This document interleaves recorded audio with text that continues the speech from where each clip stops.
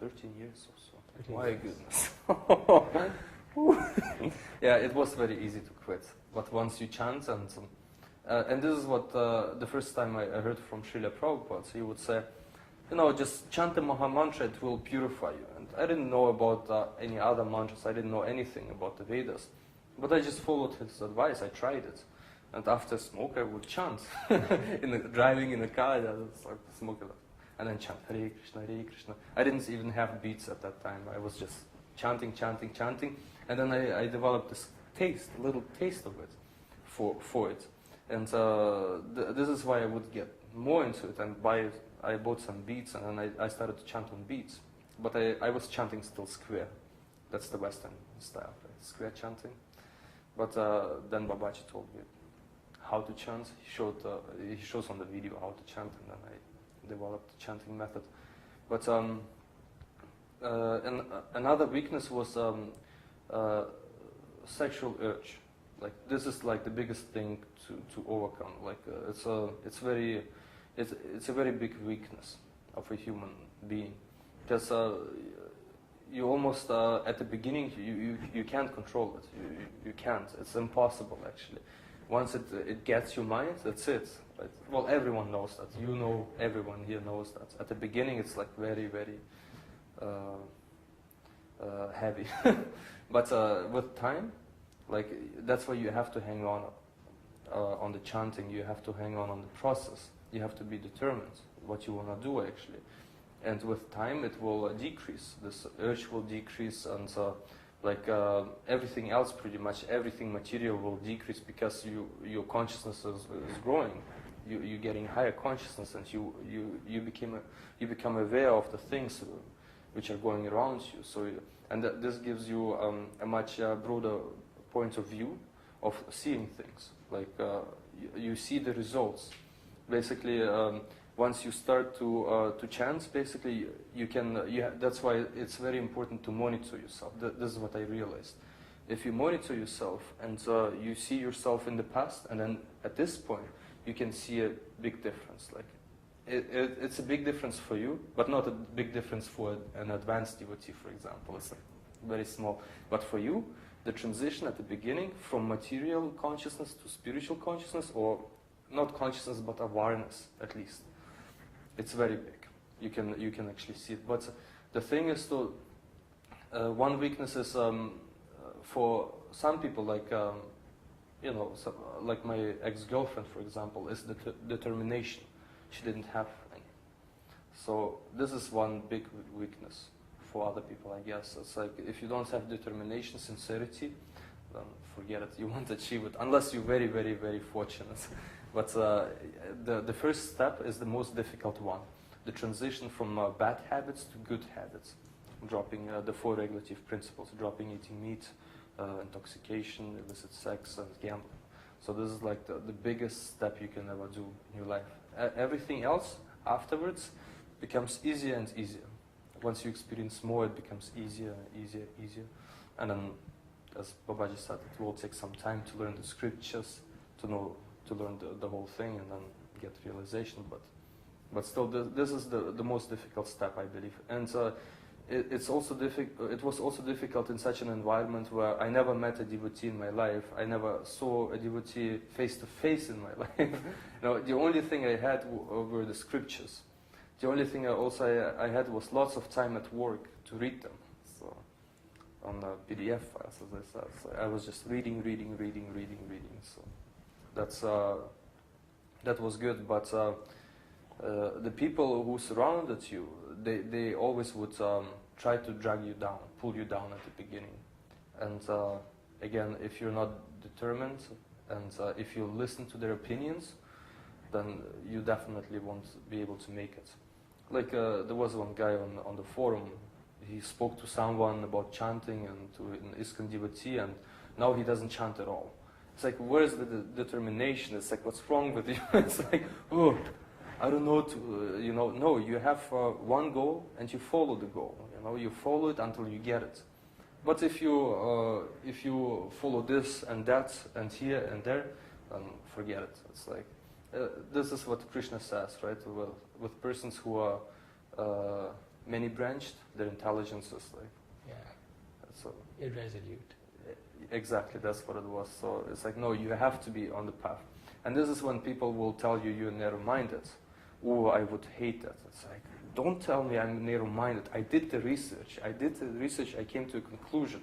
I was reading Buddhism. I was reading Christianity. I was reading this and that, New Age. It's like, and none of them made sense.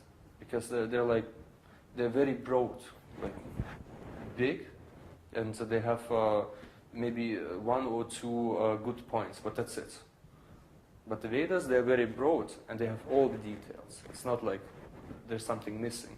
But in those literature, everything is missing. So that's why, that was also another weakness. Well, that was the whole weakness of my, like the big weakness, what I had, anger towards other people and towards their religion. And the weakness is like, you should not put anyone down or their religion down. So even they have faith, that's good. Just leave them alone. Follow, don't be, just follow your own path. Don't be like stuck in one place and like some devotees, they like to do it, especially at the beginning. They like to say, oh no, your religion is like the lowest one, or your religion is this, or your religion is that.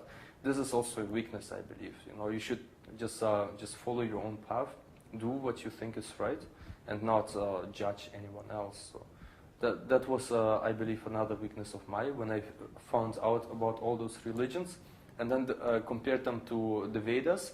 I was like, no, you're all corrupt. It's like, you could see it. You can actually see it in the reflection of the Vedas. You can see how corrupt everything else is. It's like, and but this is also a weakness. You get attached to the judgmental mind, for example, right? That's also a weakness, and that will drag you down again. And this is why it's very important to monitor yourself from the side. This is the most important thing you can do. Monitor yourself. If there is no spiritual master or anybody around you who follows the same path, you have to monitor yourself. If you're all by yourself, well, basically that's what I did. But that was my situation. So. Like in this whole process, didn't you ever come across doubt and wondering about, hey, maybe all this is just not true. Maybe it's just a big story. And if you had such doubts, how did you deal with doubt in your spiritual life? Well, I didn't have any doubts because of the experiences I had. So it's like, how can I have doubts? That was not a possibility for me to have doubts, because once you experience it once and twice and 3 times, up to a certain number or whatsoever, it's like you don't have any doubts anymore. You know it's true. The only doubt, did I have any doubts? Yeah, the only doubt I would have sometimes is if I can do it. If it's possible for me to do it, that was my only doubt I would have. Because, I don't know, sometimes you fell, or you make 2 steps forward and then 1 step backwards, right? Because you went too fast, for example, right? Or you think you can do it, but you can't. And then sometimes you doubt yourself, and you think, am I able to do it? But then, when you read the books, the scriptures, and Srila Prabhupada would say, well, even if you fell down, or just do the exact same thing, just chant and follow the regulative principles, and you'll get back up there. So this is what I did, right? So little by little, and basically that was the whole doubting thing. I didn't have much doubt about the scriptures or the knowledge itself, because the knowledge is true. Again, as we discussed, it's descending, right? It's not like you can analyze it, right away and come up with conclusions and this and that. It's like you have to experience it. Just do it. You do it. If you don't feel anything, you're doing something wrong. And if you're doing something wrong, then read up the scriptures, and then you will see what you're doing wrong. And once you correct that, you will experience it. The bliss sometimes, or whatever. Those things, those little things, what I experienced. But once you experience that, you won't have any doubts. Unless you're very analytical and, scientifically inclined. Like, Samantha on the forum, right? Or this is the what you pulled up, the forum. With material logic. Or material logic, yeah. She did experience it. Maybe she didn't. Who knows, right? Maybe she forgot about it, or she had a short-term memory. But she was very scientific, I guess, and that's why it's like she started to doubt again. Because spirituality is different from material or materialism. Material things, it's completely different. It's inward, not outwardly. So, yeah. Okay. Looking back on your growth as a devotee and decisions that you made that eventually got you to where you are today at the ashram, are there things that you would have done differently if you could go back and do them? Would you have done things faster, or would you still have taken 4 years, or were there certain